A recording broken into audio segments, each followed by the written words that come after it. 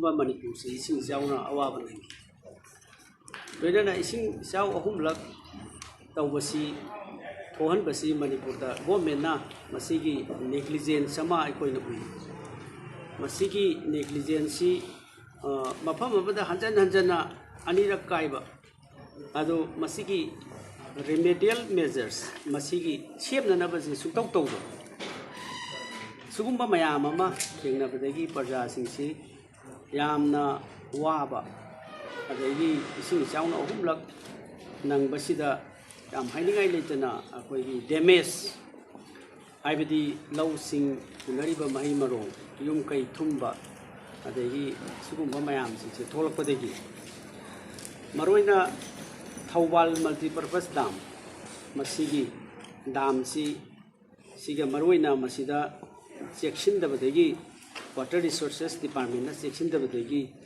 हाइरिबो PILC लाखिबनी तांग 53 सिदा अखोइ स्पोर्ट इंस्पेक्शन चतकी थवाल डाम दा अखोइ यौगी अदुगा मफम दुदा इंस्पेक्शन तौबदा जॉइंट इंस्पेक्शन तौबो मतमदा इसिंगसी मोइना पुलप वन टाइम थादोखिबगी असोइबदो अखोइना उबो फंखी अदुगा तांग 38 नवेम्बर सिदा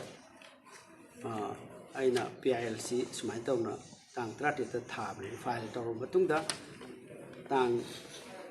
38 सिदा ऑर्डर अदुम पिबिरे अइना मसिगी ऑर्डर सिगिदमक्ता ऑनरेबल हाई कोर्ट पु अइना थागतसबा फोंदोकजरी पब्लिक की इंटरेस्ट खुदकता इंस्टेंट ऑर्डर अमा पिबिबा अमसुंग प्रजासिंगना अचौबा रिलीफ अमा फंगनी हाइबगी अचेतपा थाजबा अइना थमी हाइरिबो ऑर्डर सिगा मरी लेना हाइरिबो ऑर्डर सिदा मागी ऑपरेटिव पार्ट सिदा ऑनरेबल हाई कोर्ट ना पीरिबा सी अथुबा मतमदा चीफ सेक्रेटरी ना लीड तौबा कमिटी अमा सेमगा मदुगी इंक्वायरी तौननबा कॉन्स्टिट्यूट तौबा कमिटी अमा सेमो हाइबा ऑर्डर सिदा पल्ली हाइरिबा कमिटी सिगी मागी रिपोर्ट फाइंडिंग सी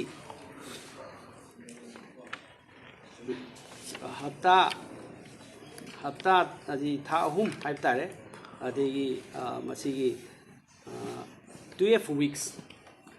weeks की मनुंगदा that is 3 months अदुगा मसीना मार्च की तांगनी 2026 पकी मनुंगदा हाइरिबा इंक्वायरी कमिटी सी रिपोर्ट सी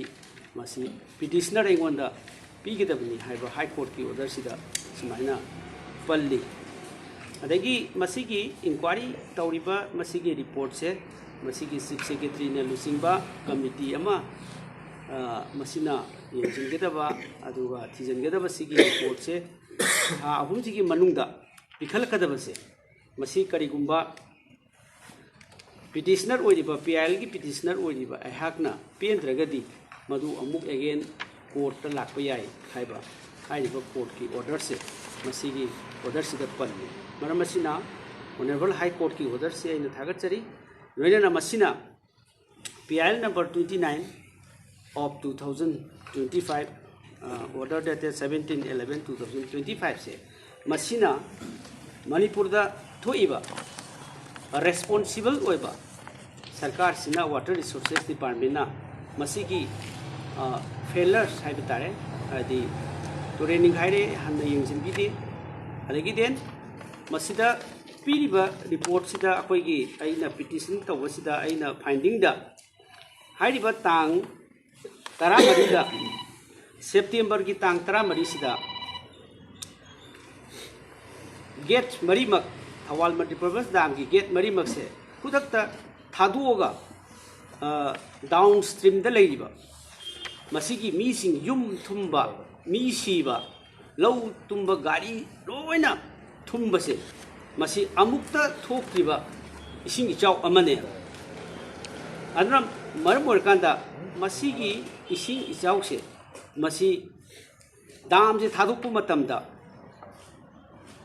हाई लेवल मसी तानदब कमिश्नर की थाकता तानदे गवर्नर की थाकता तानदे मरमदी प्रेसिडेंट रूल लेनी गवर्नर लेवल दा तानगदबने सरकार लेरगदी चीफ मिनिस्टर की कैबिनेट मिनिस्टर की अखोगी लेवल दा मसी तानरकान थादोकदबनी अदुगा मियरली अखोगी एसओ मा ए मा ई मा ये लेवल दे थादो इसिंग चावरे थादोको हाइबसे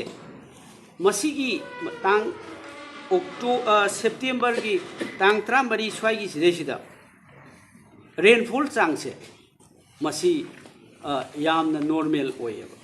रेनफॉल चांग से मसी यामना हेन वांगदेबा अखोना डाटा दा रेनफॉल वेदर फोरकास्टिंग अखोगी रेनफॉल डाटा येबा मतमदा हाइरिबा इसिंग चावे हाइरिबा थादुइबसे मसी थादोके हाइना थादोकदबा तौबा मोंगसे मतमदुदा रेनफॉल की डाटा से यामना नेमे था खरगी ममांगदा रेनफॉल डाटा वांगी अदगी अदु लई अदु थादोइबा हाइबसिंगसिदी इसिंग इचाउगी थोकपा याबा टाइमिंग ओइदबा हाइता अदु मसी खुसेम की इसिंग इचाउ अदगी मसीगी नेग्लिजेंस डिपार्टमेंट की नेग्लिजेंस लईबा अदुगा सरकार सिना मसीगी हाइबा अखोगी रेनी सीजन लाक्त्रिङैदा सेक्रेटरीट ना ऑर्डर अमा सही खुदी की थोई रेनी सीजन लाए मधुगी अदगी रिवर बैंक सिंग चेक्शन मधु डिपार्टमेंट डिवीजन सिंग चेक तौगदबनी देन अदगी मधुगी वाटर डाम लेरिबसिंग सिगी डाम कंट्रोल तौननबा बॉडी अमा लेरिबनी वाटर रिसोर्सेस डिपार्टमेंट की मखादा हाइरिबा डाम सिंग सिदा हान स्टॉक लेरिबा इसिंग सिंग से थादोखिगदबनी अदुगा अनौबा इसिंग सिंगदो अमुक स्टोर तौगदबनी हाइबा वाटर रिसोर्सेस डिपार्टमेंट की डाम की कंट्रोल तौगदबा मोगी बॉडी अमना अखोगी मधुगी इंस्ट्रक्शन से अदुम लेइबने अदुना हुजिक लाइबदी चीफ इंजीनियर दगी हौरगा इंजीनियरिंग डिपार्टमेंट से मसी सेक्शनदबा दगी हाइबा इसिंग इचाउ मिसी मिना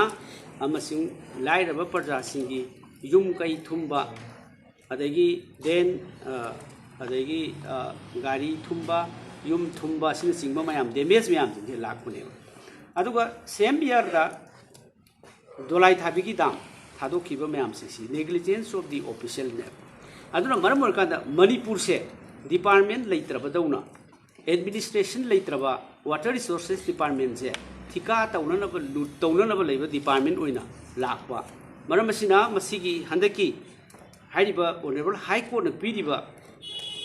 मसीगा मरी लेना मसी फजना इन्वेस्टिगेशन जी फजना तौगदबनी अदुगा लेरिबा प्रजा सिंगी पाक्सना युममता तुरेनपान लेरिबा along the rivers Thawal river Tei river Imphal river masida sukhangiba mayam singse yungtung khudimaki compensation misi mina thokiba singdo compensation adagi low sing thungiba mayam singdo madugi compensation se fajana agoi pi de bhayaro maramdi masi department ki water resources department ki chief engineer ki then concerned engineer sing ki negligence ni मसी की दायित्व से लाइरब प्रजा सिंह दायित्व लौगदब नते मरम असिना मसी की proper compensation से मसी पीद्रगदी मसी केसी फजना मखा हम चथखिगनी अदुगा ऑर्डर सिमक्ति मसी ऑनरेबल हाई कोर्ट पिरक ऑर्डर सिमक्ति अइना थागचब फोंदोकचरी अदुगा मसी की लेरिबा मसी की ड्यूरिंग दी इंक्वायरी अखोई की पेरेट से था अहुम सिगी मनुसिदा डिपार्टमेंट की मधुगी कंसर्न ऑफिसर सिंह इंजीनियर सिंह सिदी मसी चीफ सेक्रेटरी ना मधुगी कमिटी सेमबा मतुंगदा हाइरिबा इंजीनियर सिंह सिदी मागी थबक्तगी मफम से मतम खरा अखोई अतोप डिपार्टमेंट दा और अतोप पोस्ट सिंह दा होंदोगा थमगदबनी सो दैट हाइरिबा इंक्वायरी से अखोई फेयर इंक्वायरी अमा लेनबगी दमक्ता हाइरिबा अखोई कंसर्न कंसर्न ये सी कंसर्न चीफ इंजीनियर से मसी ओएसटी दिरा अतोप डिपार्टमेंट ऑल्टरनेटिव अरेंजमेंट अमा तौबसिना इंक्वायरी की फेयर इंक्वायरी मा रिपोर्ट फंगनी हाइबा असेत थाजई मरम सिना इना रोइबदा हाइरिबा इंक्वायरी सिना लमदम सिगी प्रजासिंगदा वायलेंस ना सोक्तना अवा अना लेगी मरकसिदा इसिंग इचाव अहुमलक नंगाबा अदुसु खुसेम की इसिंग इचाव मसिगुंबा डिपार्टमेंट असिना चलाइरिबा साइगी मसागी दे खनबा मसागी ठिका की दे खनबा पैसा फंगौनबद खनबा ꯃꯇꯝ ꯆꯥꯅ ꯊꯕꯛ ꯂꯧꯈꯠꯇꯕ ꯃꯌꯥꯝꯁꯤꯡꯁꯦ ꯃꯁꯤ ꯄ꯭ꯔꯖꯥꯁꯤꯡ ꯑꯃꯁꯨꯡ ꯃꯁꯤ ꯄꯥꯕ꯭ꯂꯤꯛꯀꯤ ꯏꯟꯇꯔꯦꯁꯇ ꯃꯈꯣꯏꯁꯤ ꯄꯔꯥ ꯑꯃ ꯇꯝꯕꯤꯕ ꯇꯉꯥꯏꯐꯗꯕ ꯃꯇꯝꯗꯣ ꯌꯧꯔꯦ ꯍꯥꯏꯗꯅ ꯑꯩꯅ ꯊꯝꯖꯅꯤꯡꯏ